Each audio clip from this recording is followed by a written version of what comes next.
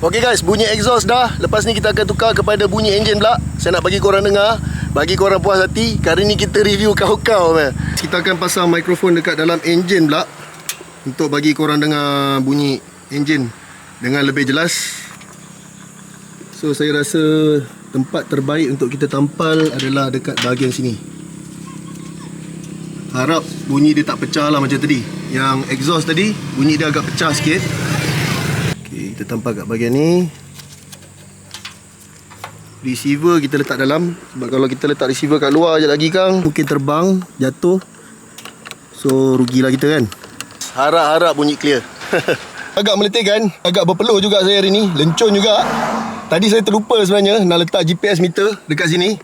Sekarang saya akan letak dengan bunyi enjin. So kalau korang nak tahu speed, korang boleh refer dekat meter yang saya letakkan dekat bahagian ni lah.